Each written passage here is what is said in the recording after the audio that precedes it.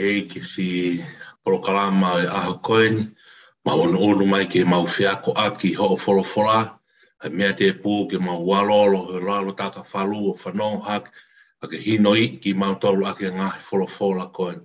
Ai folofola mo maoni oni, ai folofola ne ngau hia pe whakamana ma, ke whai ake ho mau sa oni pe ngau hia ake mau mo ui, ke tūka katoa e tangata pe mo whiwhine, ko soa tia ai o tua, ke papiri ki mi mau whai mei taimi, ki au sia I tāni ti mau whanonga ki ai. Haere mai a whiona, tau kau hui mo I polokalama a hau koen, kai via ki mau tau, ma whanongoa pa mau ako I ho folofola, ao ngai ke ngahi malanga, ao ngai ke ngahi whatongia, kai mea te puho mau lau marie, ngā ka piri ki mi mau whai mei taimi, I tāni ti mau whanonga ki ai. Wawhau Sisu Christ, mau whamo ui, e meni. Kore peke u hufanga I pehe ngahi whakatapu tōtou a whaki atu me tau polokalama hulu e ngahi folofola sāpate, me tau polokalama a koto I tāpu, tau ngahi polokalama a ko malanga koto a pia platform e tau pe mo koe sisu, o kore peke u whanga to e pehe ngahi whakatapu koto a pe ko I aga tae, whainga maari e ko ni ke hoko to e pehe tau polokalama whakawiki, ngahi pongpong sāpate, ono hulu e ngahi folofola koto a pe ke ka u, ai tau whanonga aonga I ki motolu, ai kaumalanga, aonga pe foki, pa mea te puhanga ko lotu tau kamata ki aonga I ka te tau tolo tau ngahi lau maari e, whetoko aki tau whanongoa e folofola, mahu inga au bito pea e lau e folofola, whainga maari e ke lau e folofola, kai ke ngata pehe ngai tau tolo koni he lotu whakawensiri ana, whanonga e ngahi tohi whakawhia ngai, ngahi reson I whakaaho, ngahi reson I whakasāpate kos o mai e ngahi mea kotoa pe ke tau lau folofola, ngahi kalasi aho, ngahi kalasi malanga, ngahi lotu aho mo fua, ngahi potu ngau e awhawhine, potu ngau e tangat, ngahi mea kotoa ao ngai ke he lau e folofola mo I whanonga, kai ke ngata e koe pe tau ngahi lau folofola, whakafoi tui, whaamu ke pore ke ki tau tolu kau ngā whanonga kotoa pe platform e tau pe mo koe sisu, koe ke mea mai, ke whakamahui ngai ai mo oni mo mahu inga e ngahi ahoni ke tau nofo hifo ke lau ai folofola mauni oni atua. Ko ia hoko te tau polokalama ahoni kai ke te whakaloloa tau talatala noa e ngahi reson ko ni to'o pia ngahi mi alalahi mi hai ngahi reson e sāpate hoko mai sa me ua tolu ka maa e tohi a ngā ue wahe hiwa ves tolo no ke whātolu ka maa me he whakawhau whakahawa he fitu ves hiwa ke taha fitu ka maa whoki e kōsperi ko e sione wahe hongo furupa ko e vesi ua ke ves tolu noa tai tari fia ki mau tolu ko toa pesi ngahi tamai si ngahi whae hoko ate tau tawange pe aonga tokoni ate ka te mau tolu whakamama wa I hala mo hala whanonga ki hono malanga I ngahi folofola ko ni bau tui hange pe ko sāpaten ia e ki mau tolu ko ni he tonga ka manu si la asteria whai ai ngahi whakame tau whanau Amerika I una toga pongpong kai ke he koutu au tāpua kotoa pe tāpua ke e ki neongo ku mautangia ki tau tolo ngā ue coronavirus e ngai ahon tau whanongo pe ke lockdown whai pe ngai whakawhamiri ngai whakawhamiri tau whawhtai ko hae tū kunga e mo ui ia o hala whanonga tau whawhtai ke lahiange pe ofa pe mo tau ia e ki hoko pe on pe ngai taim whangata ko ni ki tau mamata tau sio mau pe tau tolo he taim whangata tau te mamata hangi wai ngai fotutume ngai plant whamo uia e ki tau te whito ki tau moi whawhoi tui ho tau wā pe mo e ki kai ke ngatai tau wā pe mo tau ngai whamiri tau te nofo hifo kai ke whawhetai pe ke e hoko te tau tala noa ai te tau kamata pe he sāme hangi tau anga mahi mea sāme ua tolu e maari au pit ho tui au ke mea mai pe mea pina o whautu atu hen tau siai e tau alaanga pe mo sāme ua tolu. Wa te tau whoki peke tau ngahi ni vete whakapuipui tu a ngahi sāme ai nofo eni he sāme pupunga ulaki sāme ulaki ke sāme whātaha ko ngahi sāme pupunga sāme utala noa e whakatau ke toi sene si ke whau tangata ai otua. Kai ki ngā tai ko ngahi mala ia, ko ngahi monu ia, o ki nau tolo, nau nofo ki he lawa si hoa, pa ko i tau tō ku awhi mi he lawa si hoa, o ki ai hono ngahi consequence. Ko tuia os mahino le rei, ko topa mi he sāme urate sāme whātaha, tō roto e sāme ua tolu ia e ahoni. Me mei nofo kotoa ia, ke whakamahu i ngā ia e tauhi he tangata. tau he tangata pe mo fefine creations e tau tolu ho tau wā pe mo ho tau o tua. E ko tui os mahino ko tau rea whakato maari au pito i rea whakaparangi the Lord is my shepherd. I he sā mewa tau hanga ririu kone tōke tā mori toni toi tau versions whakatonga o ririu pia ko hoku tau hi a Sihova. Ai ko hoku tau hi ko a Sihova ia pe ko tau whihu I tau hi whewhe. Hanga whewhe ko hanga whewhere e whahinga e tau hi o tui au ke mea I pau lawe. Ka ko tauhi koni o whamahino mai ko tauhi o hangeha tauhi sipi. Ai ko kifo I vex ulake sa me watolu, hangea kifo I heting ne whakamahino mai, ai whaunga tauhi a eko si tukala, ai whaunga tauhi a o tua ki hene whahinga tāra ki hene mea whakatupu. Pako mutala mai tau koe hange ko ha tauhi sipi. Eio, whewhere vai tauhi sipi. Whewhere whaunga tauhi sipi. Ka matare vai a he vesi ua, alu pe me vesi ua o ki he vesi ono. Koe whaunga ia, koe nau ia tauhi sipi. Pe kai ki hala pe whaou ia ka ki tau tolu, he koe te vita sāmeni a te vita. Pa mahino pia koe sāmeni kone a te vita, koe tōtaha tau sipi a te vita. Maheni a te vita, hen tau hene tupu hake, ne keisi, ne āhake, hanga se e whanga sipi, ave ki nau tolu ke ngahi toaf, lau moko muka, ave nau tolu ke ngahi vai whakanonga, whakatokoto ki nau tolu, pe ke ngātai waiha ngahi, makafo he sino e sipi, matuifu pere ngesi au pita. Pere hange motor tau lawe ko ke mea o e o whakatapu e tau hi whangi mon man ko e kosi I tonga. Me tau pe mo sipi. Neonga kua hua te sipi o toko lahi tonga. Ko whangi neonga nau I iki ka ko pere ngesi au pita ho nau sino. He ko ne lawe pe hawai ka mea nau tolu nau lawea pe ko o ki nau tolu hia whanga kuri hu whakatapu ko nau mate hea nau tolu. Hu whakatapu. O ngā pere ngesi fragile au pito. O pehea he tau hi koe whangasipi pasi ai tā ne pani lolo ki nau ai o tulu I hona ngahi mataka whapapau I au pito. Mana tui ka toafa ko ni whanonga I Palestine ko ne tau hi sipi a te vita mo mea lahi a ngahi suka mino, ko lahi a ngahi akau tala. E kono akau ia whanonga pau ki nau lawe ai. Lawe ko iau nau makawhakapate nau au peo mati. Ka koe ngāwe ai tau sipi o talamai a heni, o kune pani lolo ho nau ulu. Ne whakainu ki nau tolu, o kune tulu I ki nau tolu. Te maa ka identify kotoa ia I e vesiwa. Vesiwa kune whakatokoto au I ngai toa whalau, matui ko ngāwe ni a tau sipi. He toa whalau moko muka, kune taki au I e vai whakanonga. Ko hoku lau maari ne taki au I hala maa kai hoko hifo ki he vesi whaa. Io neongo te alupe tere. Koe whanonga koe ki sipi, mana tu ko Palestine koe whitu tere, hake he mo unga, hifo he tere. Pero se no taki ki nau tō paupe koe whanonga ki sipi, ni whanonga he tere a ku malu aki a mate. Ka koe ke mana wahea, ko ngako no tau I sipi. He ko si tau kei mo experience o tau sipi, o kone taki ki nau tolu ki he vai whakana, o ne show ki nau tolu, ai hala to tonu koe ki nau whanonga. Nau ia tau sipi, maari au pito. O maaki ke tau whakatanga noa ma tau waha, koe mea I mai pe. Ke mea ke whanau mai pe ke lau hifo pea he whora sa me watolu, ke whakamata hanga rewa e te vita.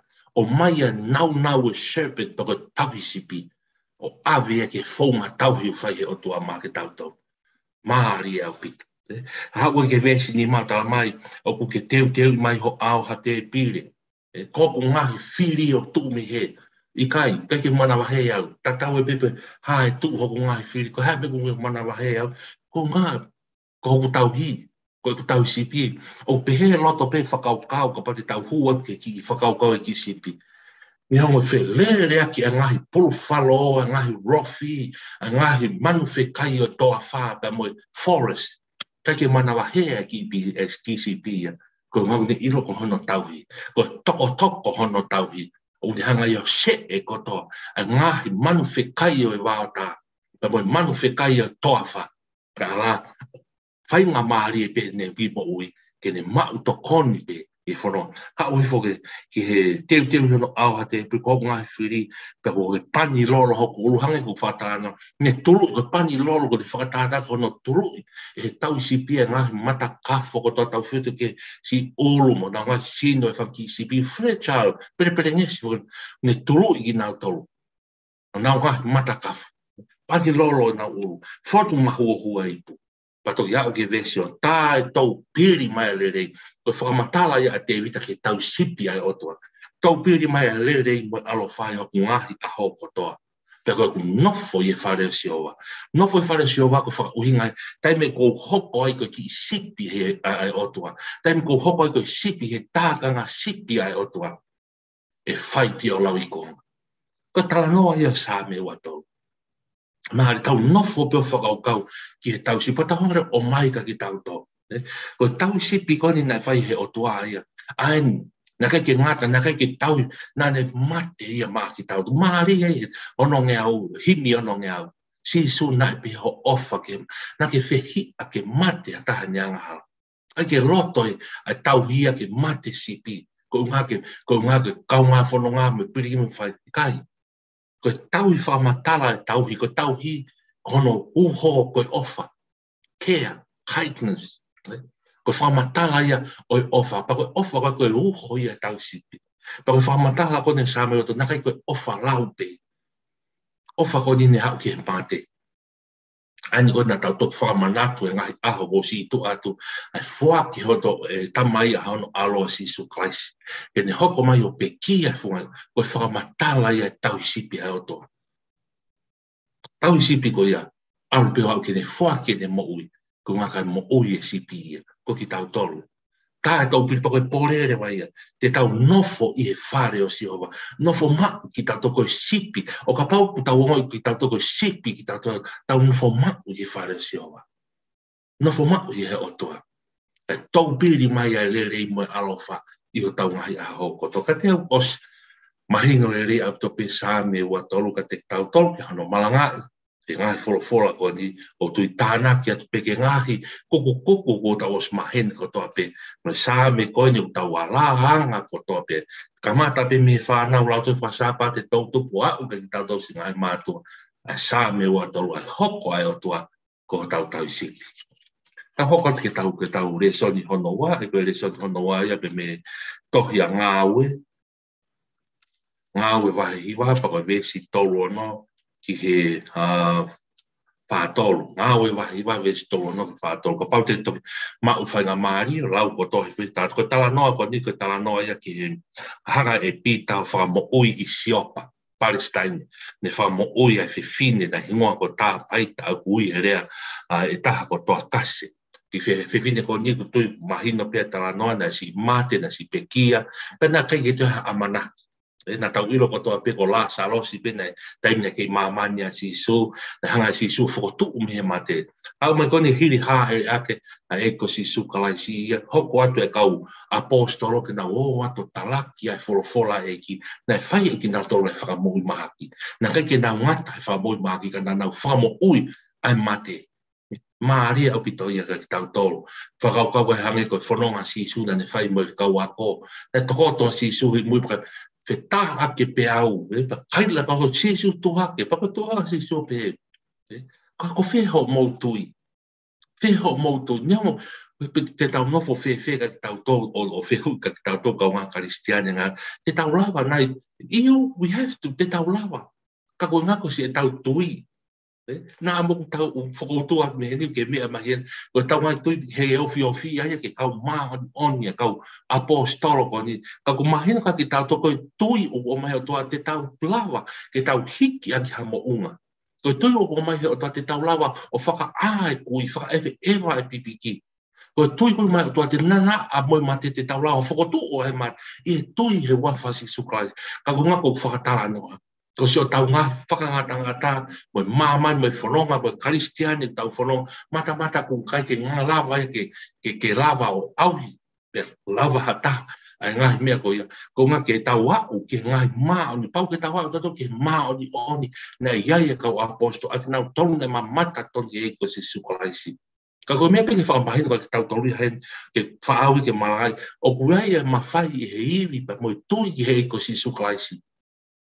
E focus ai e tau mo ui ai e whaka mo ui e maki, me whaka a e ke kui, me whakatua e mate. Ka koe mea mahu ingai he ni ke o mai e mahu inga e tui ka ta koe tui ka tatou rau ka he peru. Taha vesi uraki. Ko hono whaka sino mai e mea u amane ki nā. E ngai mea u tai hāko no whaka hā mai ka te tau o ku malama. Pea koe tui ki tau tolu ki mahina koe mea ofai e o tua. Mea ofai o tua o mai magi tato whai ngā tangata. Ko ngā ke tau tui whewhe. E tau tui nai pekia pea koe tau hei ko si sukraisi ka tau mawai a moita. Fōgai ho tau kofu ka tau maa moita ngata. Kai ke koe whakaata e tā noa koe ni ke whakamahina ki tato I he iwi pea moi power. Power of the scripture, power e tohi tapu, iwi e tohi tapu, iwi e tohi ekosisu. O tau malawa mea kotoa. Malawa ia ke whai. He koe whiu haunga koe ke lawa he tui e koea, ne whai he kau apostolo, ia sisu Christ koea, hau koe tau malawa he tau tolu.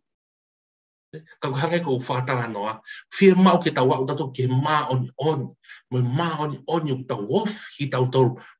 E tau wofi ki tau tolu e mā no ne hoko mai mo e ko si suklai e tau mau iwi ki te ia ke tau lava whai aki a ngahi mana kon kau kai hage ko whata noa kai ke wha mau inga pe tō e wha mawha e tau tā noa I e mana kon ne whai e pita ki a toa ka se whotu kau mea ko mai ka ki tau tolu e whekau ia ka ki tau tu ki he tui pia mo iwi ngāu e mai lau maare māno ki he tau mo ui mea mau inga e tau tui e tau toke riwanga e tau mo ipa tau tui te tau mau e pure anga o tua. Mea mau ingai honi.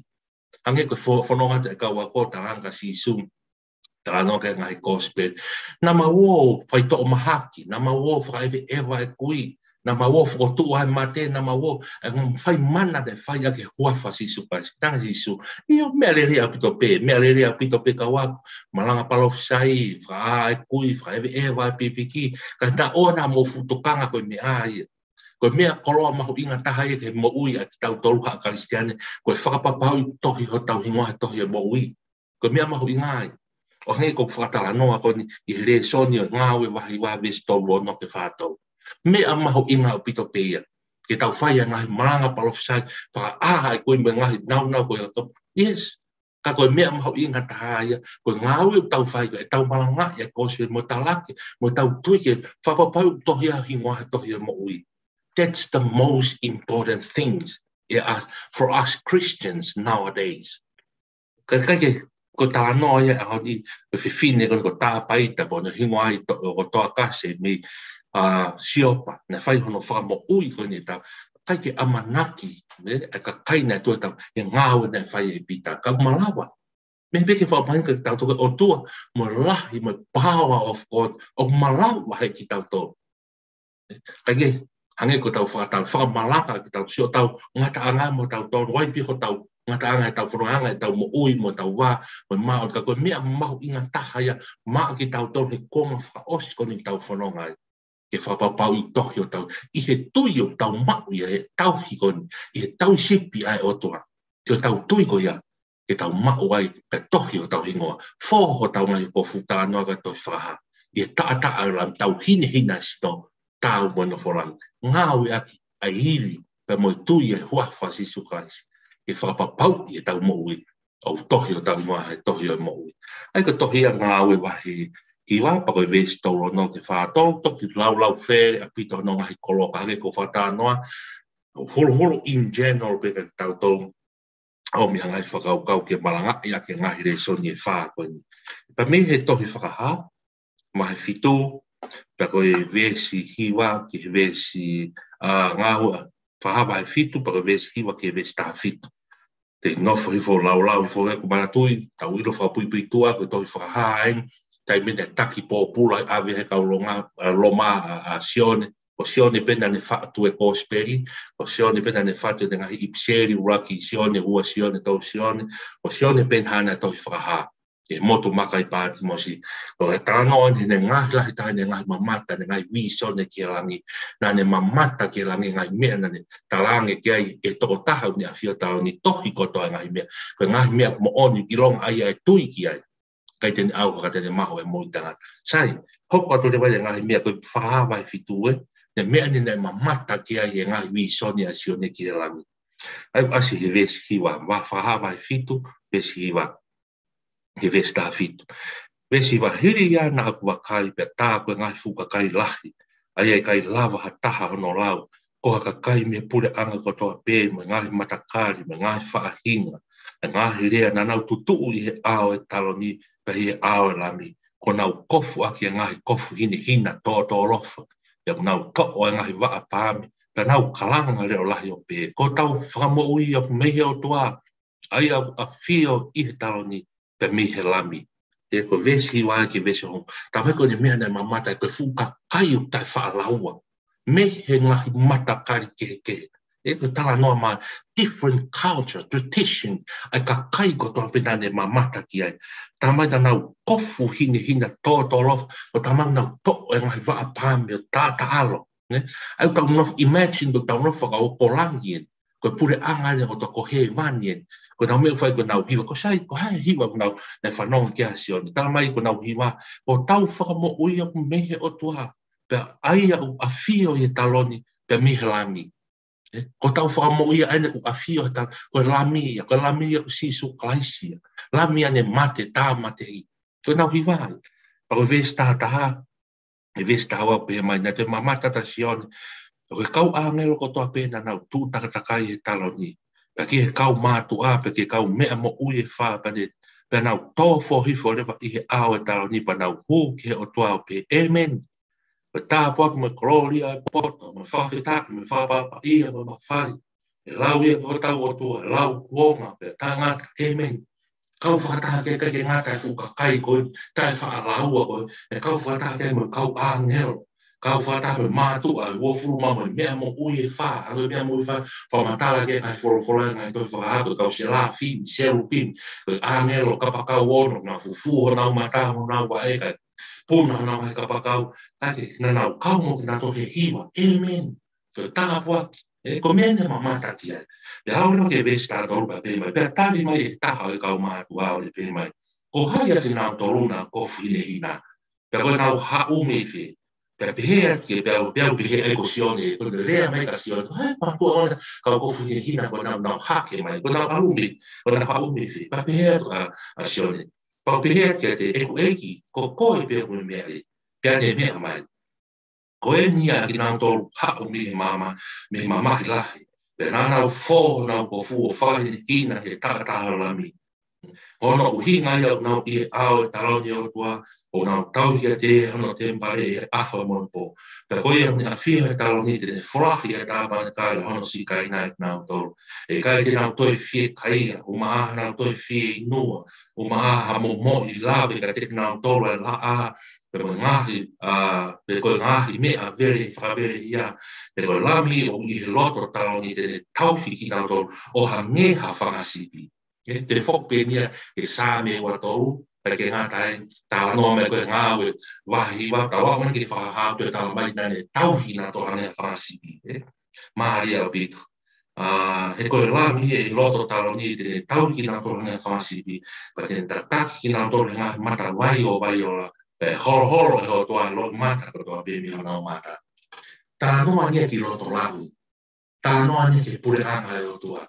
Ko tau sipi kon ke fai pe kon ai ko tala no ga same wa toru i mamani ko tau sipi ko wa pe kilan e ko me ka tau no mari e ia tala mai ko raki me na e ke ko hai ki na to ko tali me ka no so no ke i ro ko hai ko fu ne no pa ke tu e fu ba kai ta fa la u ko fu to pe te for e ko a fio tala ni ko si su kai si pe te for ma si su ko ni ko na to na ha o me na mama ki la ai u me ke no foi whakau kau mā ata.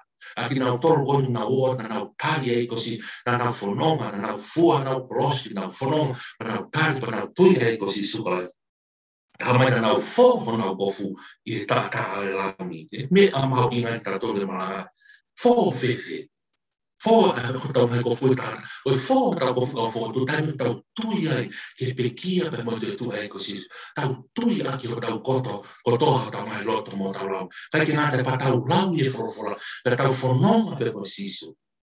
ko mea ko fo ia ko fu I tata lami platform ko le fa ima ko tao pe mo sisu ko una roto ai fa na ne fai ke ne fa na ta ne ke alo ako mo pe mo sisu ka ke alo lo mo pe fe a fe tu yo tare ni ti aka polo mo pe mo sisu me ni ko ta no ia honi ke ope pe mo e ko sisu klasi ta ope mo sisu ai ko o mo sisu ko ta ko fai ke tu fai ke lau fo fai ke mo ui aki wai malanga ko no ai na ko fo I ka tau ko fa ke ngata tau tu ki ne ta fa mo ui e tau to fu lo e tau ufi e tau ko to api ka tau ma wa mo I ta ngata ko ta no ai pe to po fa vista ni ma vista fitu fa ba fitu ta no ko to e ke tau I fa ke o tua ai a fio te tau ne sisu class ne tau e ka kai kuna hake atu a tau tongo te tau whaam te tau pānui te tau alu kau whata mo tau mata mai whai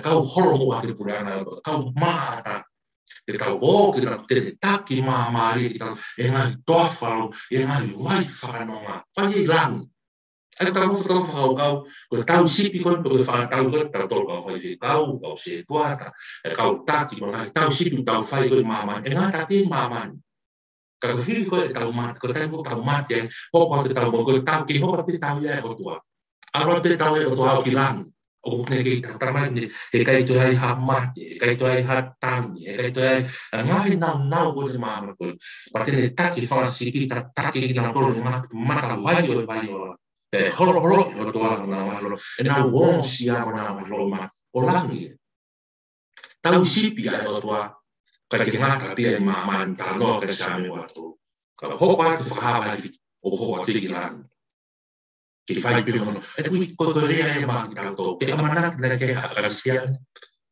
tonu ki tau marangari e whamahino ki tauto we can't wait ka tau ko tau home ko home here we can't wait to go back home ange ko horo mu atu a kau horo mu aki ai nyong wai si tau mahi so tau mahi of arms si tau I whanau ngau tau whai me nei pe o sta mai pe horo ta ofa pikia ka ko fumani ta ta ofa ta to ke pulana ko tua ko ia te tau alkia pa te tau o ke ho ko ta te whaka tau sipia o tua mahi tau to o taki ki tau to ngai wai whanonga e mai mata vai o pa tau hiwana ko ngau te whai langi ko tau sipi ai o tua a tau hiwa pe whangasi o whakalanga ni ai a whia talon o tau mai kofu tolo o fōko tau mai kofu te tāra mea whakamahina ai fōko tau mai kofu I he tāta rami fōwhi tui ki tāta lau kia koro hange ko lea nā tau I kunaha nā tōna nau hake mai ki roto rami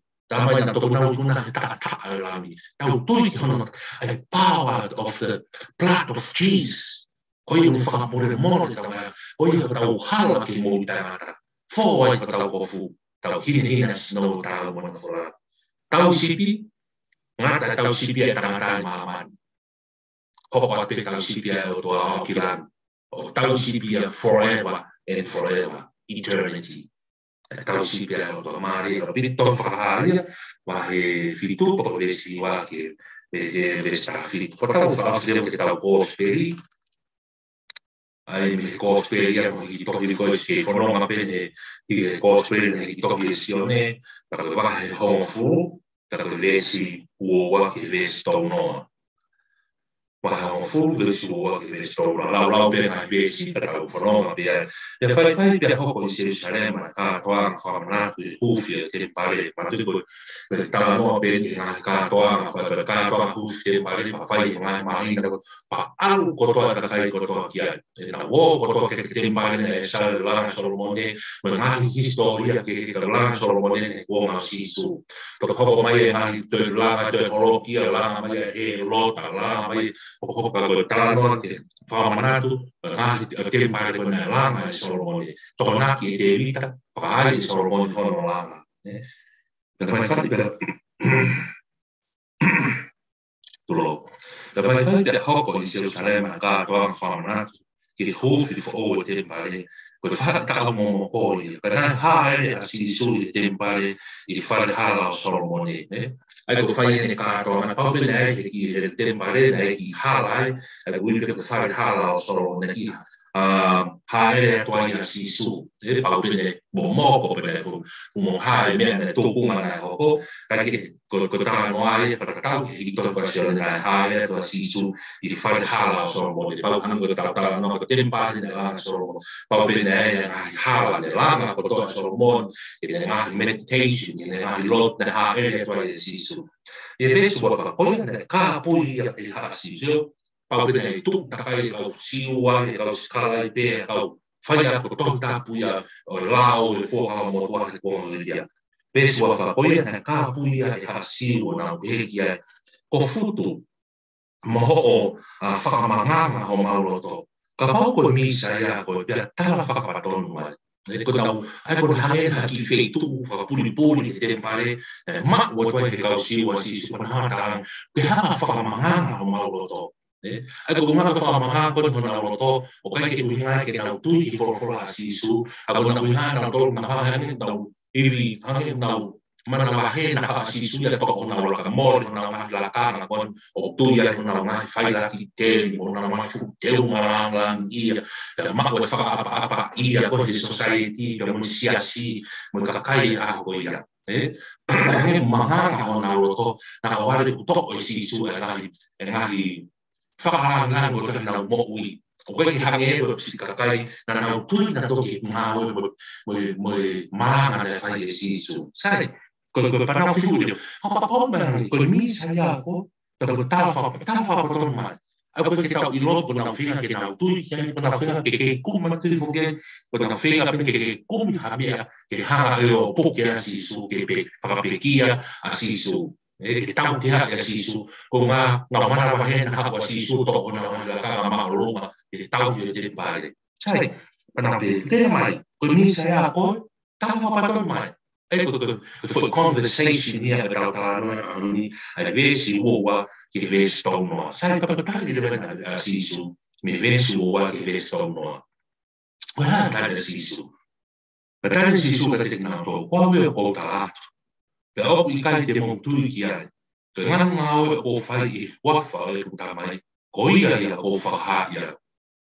Mahita ko te hapa pesi, si tāmu tā toko misa ia ko, o misa ia ko, mahita ko misa ia ko, anong te koia, ko toko tahena e u palosai mai ai sere mai, e nau tolu e whakawa motua.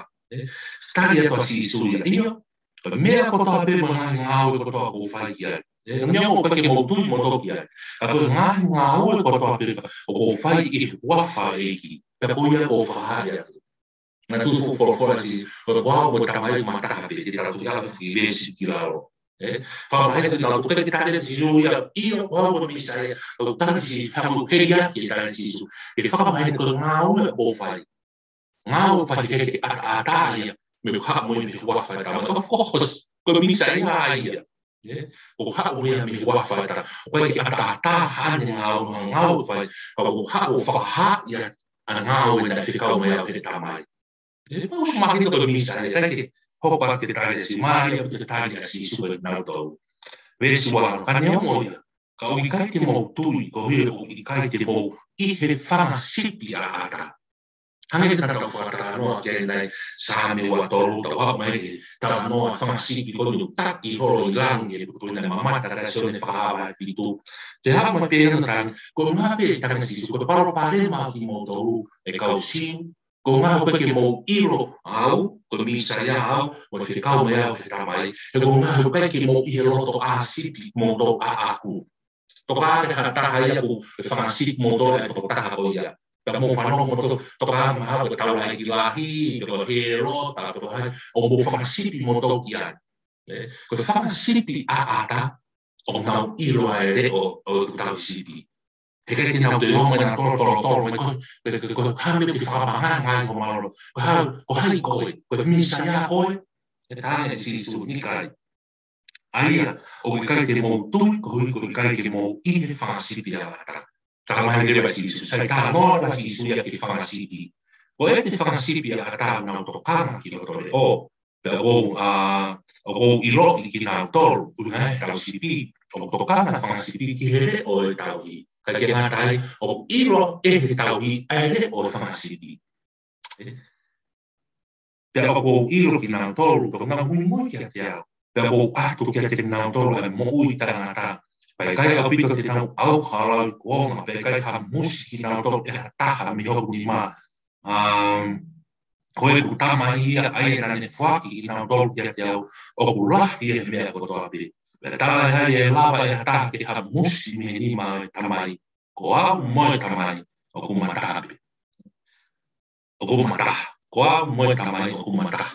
Te maari e tāri ko a sisu. O kui ngā o kai ke mo ihe loto a sipi aku, ko ngā o kai ke mo ilo au, ilo i au. He koe whamasipi o ngā ilo e reo e tauhi. Koe tauhi o ne ilo e reo e whamasipi.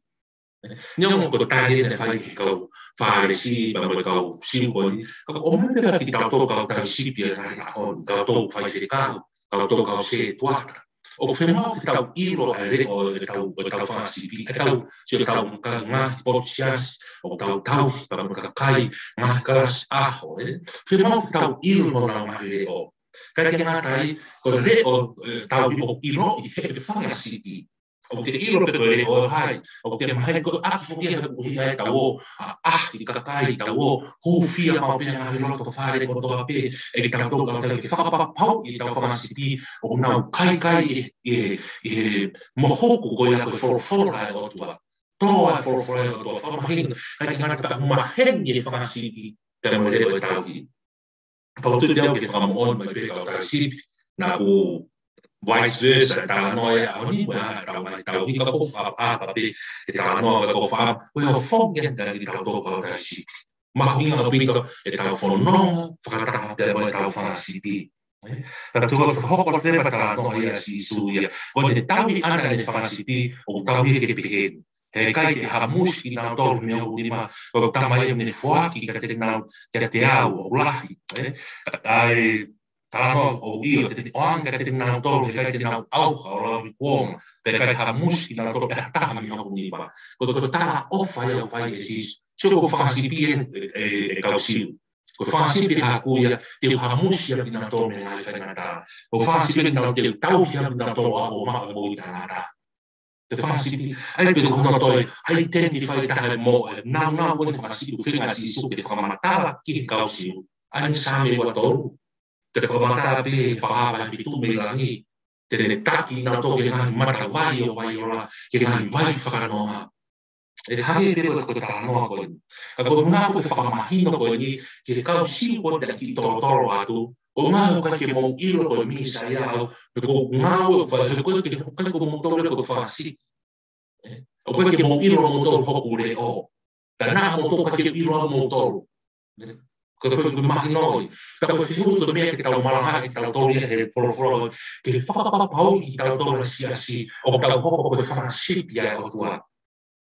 O ana te tau tari, tari e si su ke tau, tari e whorofora, lau e whorofora tau, whea whakawhia e ki o tau manau man, uki e roto whamiri, ngā nau koe, fellowship te mo roto, papi taiso ki tau tolu, e tau mo uia ke tau nofo ki e ki, ka tau hoko koe whakasipi, ai o tua.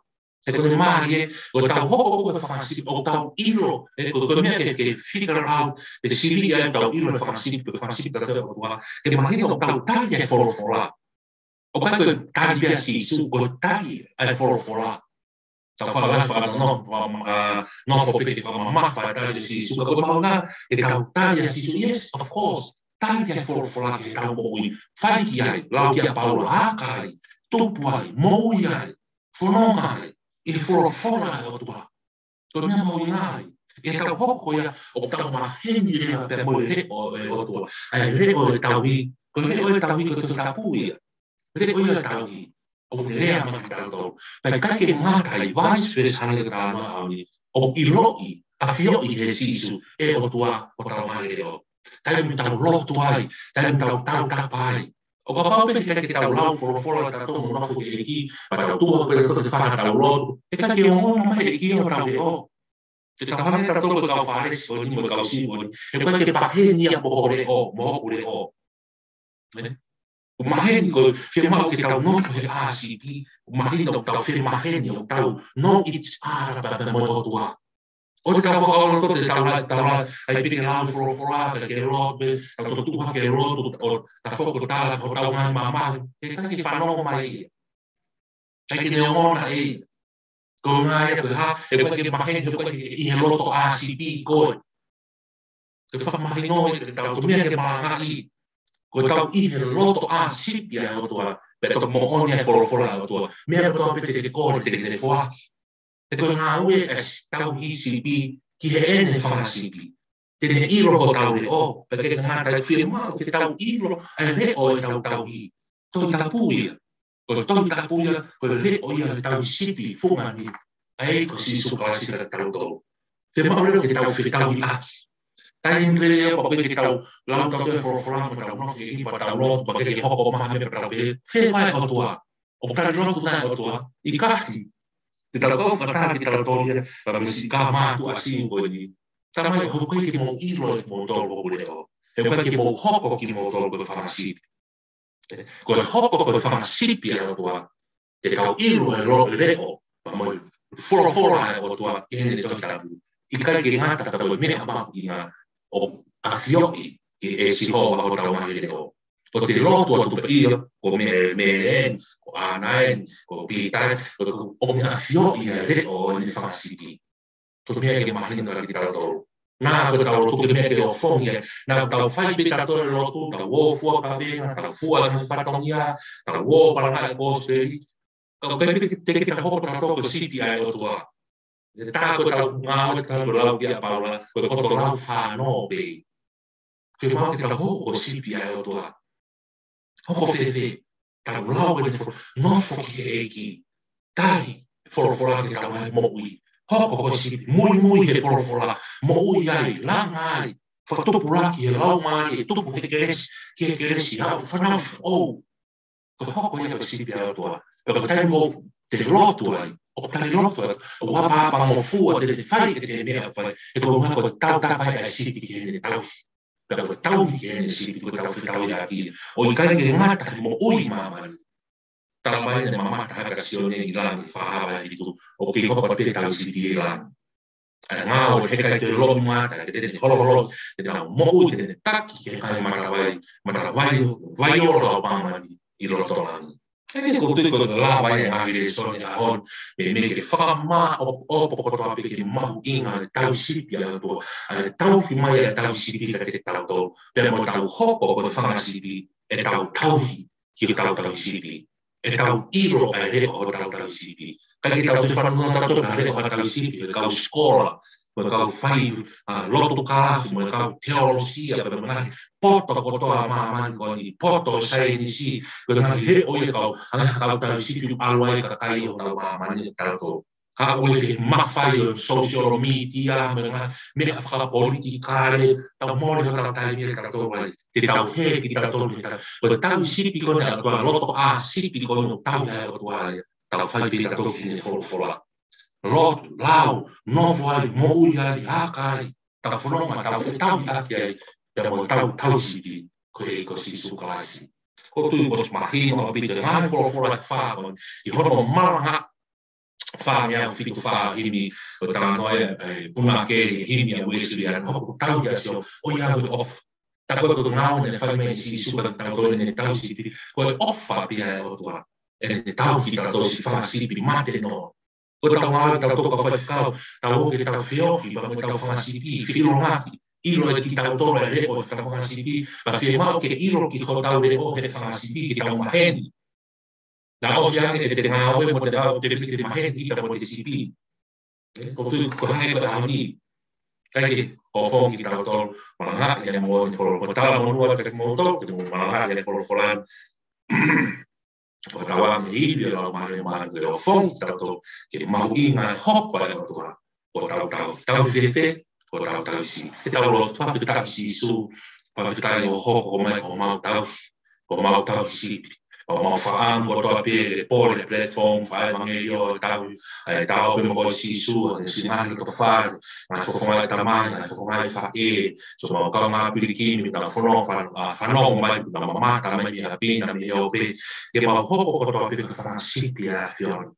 ka ke mau whihare mau tau ke kau whare su mo kau siu o koe ke mau hoko I tu a sipi ma kau whimau ke mau hoko I loto wha o loto a sipi mau tuke ke tau hiki mau tau he ko tau sipi a whiona pe ke ngata ke maman ko o tau pio a ke pure ana o tua a me te tala noa na ke so o fo ke mau mo I tau pe kina si kau malanga te tau malanga he fulan tau pe kina mau tau kau whanong ke mau inasi koloa mo kres mo tāpua o tau sipi ma pole ke mau mo ke mau hoko ko whanga sipi a fefe lau ko folofola o ke o whawha mi mau mai o whare mo ui a ki a ka I whanonga le mau mo mau hoko ai ko whanga sipi a fio ke mau iro ko leo kai mea te pu o ke whanonga o mau mai leo ke mau mau mo tanga kai ke ngata I fō ho mau ko fu he tata o lami mau hina sino tā mo na whara tā pekina ki nā tolu si ngā whonga ko toa te mea mai na pina e tā pekina whakamono ia si ngā hiro whaare ko toa te